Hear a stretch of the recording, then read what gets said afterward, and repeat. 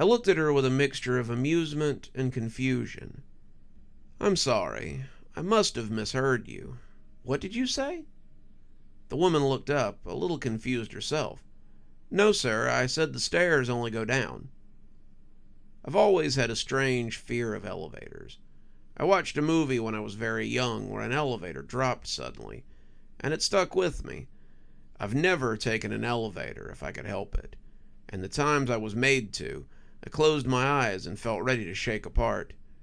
It made it hard to work in sales, especially when my job requires me to travel at least once a month.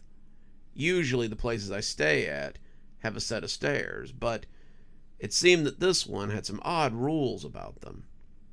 "So wait," I said, trying to make sense of it. "I'm confused. There's stairs, right? Stairs generally go up and down." The woman nodded. "Most, yes. Our stairs, however, only go down." I started to argue.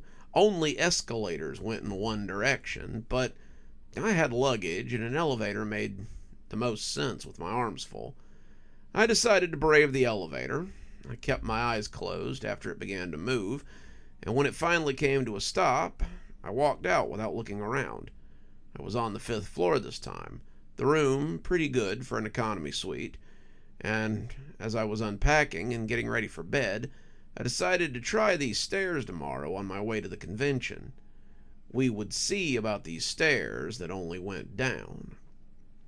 I dreamed about them that night, though not as they would turn out to be. I dreamed of stairs that would turn my feet backwards. I dreamed about stairs that would grow hands and shove me off of them. I dreamed a lot of silly things that night, but I was still resolved to try them. I thought about it as I got ready for the conference. Were they moving stairs? I doubted it. This wasn't what you'd call a grand hotel. It was something between a Motel 6 and a Holiday Inn, and I couldn't see them putting in such an extravagance with the rates they were charging. If it wasn't a set of moving stairs, then how would it only go down? It just didn't make any sense. As I opened the closet to get my sports coat, I saw a floor plan and saw the door marked stairs at the end of the hallway. I put my watch on and headed in that direction, looking for signs all the way that would declare it to be an emergency exit or tell me that the alarm would blare if I opened the door. There weren't any, and the door opened easily. The service stairs looked normal enough. They were stairs. They went up and they went down. Pipes ran towards chases and catches. Cobwebs were in the corner, and a light layer of dust seemed to hang over everything. It wasn't really a place meant for guests, but it was the only staircase they had, and I was less sure about going down in the elevator than I was about going up. I took them gently, not in any rush, and they didn't seem to reject me as they had in my dreams. I came down to the first floor, but before I could go through the red service door, I noticed a strange bit of graffiti written behind some pipes. It would be hard to see if you weren't looking right at it, and I knelt a little so I could get a closer look. Up and up and up and up, never rising, never climbing, up and up and up and up. The stairs only go down. Not exactly poetry, but I suppose it explains why the clerk had said as much. I nodded, thinking it must be an inside joke or something, and went to find my rental car. I had a long day of selling ahead of me, and I wanted some breakfast before I got set up. Quick trip to McDonald's, and I was on my way. I haven't mentioned what it is I sell, but it's not absolutely important to the story. I sell business equipment, copiers, printers, paper products, and the like, and business is pretty good. Most people are switching to a paperless system, but there's a number of offices that still utilize them, and business is pretty good. They depend on me to keep them supplied with all the things they need. My company usually sends me to these things to try and drum up new business, and the booth I had at this year's conference was larger than the year before. The company had sent out the usual selections of items, all of them delivered by burly men with a moving truck the day before, and it was all set up by the time the unwashed business masses rolled in. I won't bore you with the details. It's my job, and even I'm bored with it. But it was a pretty good day for my company. I came dragging in, my shoes in my hand since my dogs were barking, but looking at the elevator sent my anxiety through the roof. As much as my feet hurt, I'd rather climb Everest than ride up in that elevator. I came to the stairs and looked up, not really feeling 5 floors of stairs, but I shrugged. I started climbing up and up and up, but when I came to the next floor, I was confused. All the doors were marked with a corresponding number, but instead of a 2, there was a 1 on it. I stopped, a little taken aback, but figured it was just a mistake. Someone was being funny, I supposed, or they had marked all the doors as 1 to confuse people. I headed up the stairs, getting tired as I climbed, and when I came to the next floor, I saw it was painted with another 1. I smirked. They really thought they were funny, but I was starting to wonder. All the pipes looked the same. Same placement, same length, same entry, same exit point. As I looked, I saw something else. The poem I had noticed earlier was just visible under the pipes. It was definitely the same one.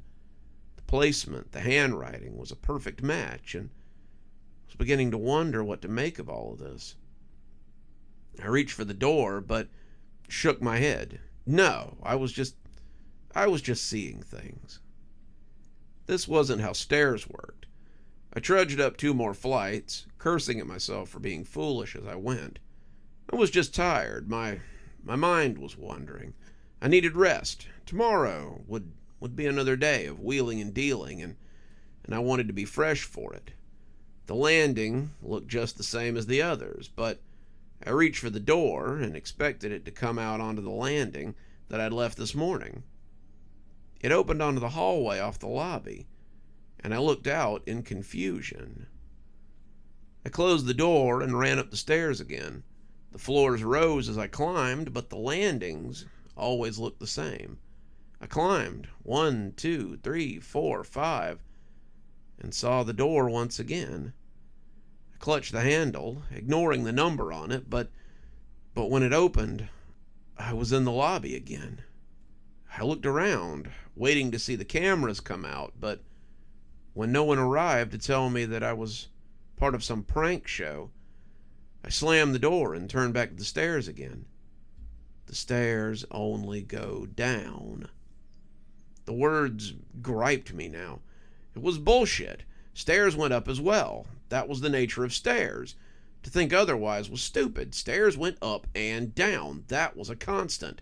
And as I looked at them, I knew that what I was seeing couldn't be right. I climbed again, leaving my shoes at the foot of the stairs. My socks flapped on the stairs as I ran, and they sounded like the wings of a bird. I ran up and up and up, but when I got to the door, the one seemed to glare at me like an accusation. It had to be different. I'd climbed so high. This had to be it. It just had to be. I opened the door, expecting to see a hallway, but it was nothing but the same lobby I had stepped out of. "This is idiocy," I yelled up the stairs. "You can't stop me. I will beat you." I was tired, but I was angry too. My adrenaline was up now, and I was getting tired of this. Stairs went up. It didn't matter what some receptionist said. Stairs went up. I started climbing again, climbing in spite of what I'd been shown, and I suppose I must have offended the stairs somehow. When I left the landing on the ground floor, I didn't see one again for a long time. The stairs were endless, climbing up and up and up, and there was nothing but the gray steps. I felt like I might be climbing to heaven, but it felt like hell with every step I took. My My feet left little red marks on the steps behind me. I looked down to see that my socks were saturated in blood. How long had I been walking? It felt like days, but I knew it couldn't be. What would happen? What would happen if I never found a way out of this? What would happen if there never came a door? The first time I stumbled, I gasped in pain as my knee ripped open. The second time, I fell and started rolling down the stairs. Down, I thought, before I passed out, the direction the stairs were supposed to go. I must have hit the ground because eventually I stopped rolling. Then I lay there and just hurt for a while. I don't know how long, but someone called out to me, and I turned my head groggily. "Hey, buddy, you okay?" I lifted my head, staring at him drunkenly as he offered me a hand to help me up. "I keep telling them we gotta get a lock for these doors. It might keep the drunks from the bar from wandering into here and falling down." He got me to the elevator, and I closed my eyes as I went up. He helped me into my room and helped me sit on the edge of my bed, and told me to take it easy for a while and call if I felt like I might have a concussion. And stay off the stairs. They're weird, those stairs. Sometimes I don't even like going on them, even when I have to.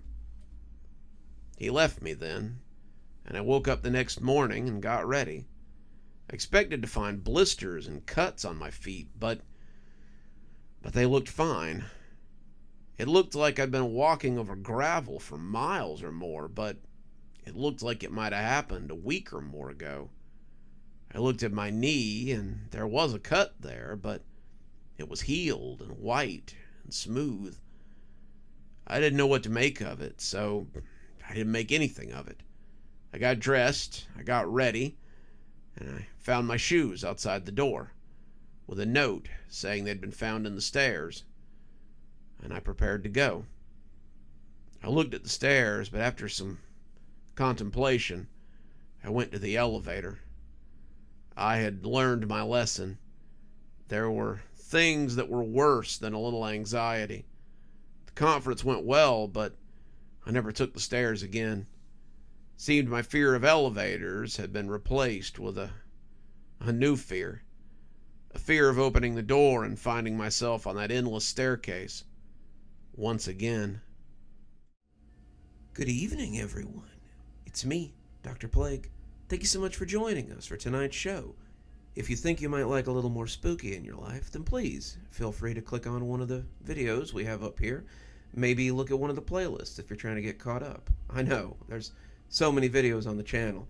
There's so many series that are going at the same time. Sometimes you just need a little refresher course, and I gotta say, I always enjoy the views. If you're not subscribed, feel free to hit that subscribe button. Maybe hit the bell so you don't miss anything. We upload a lot on this channel, so you won't want to miss a single story as they come out.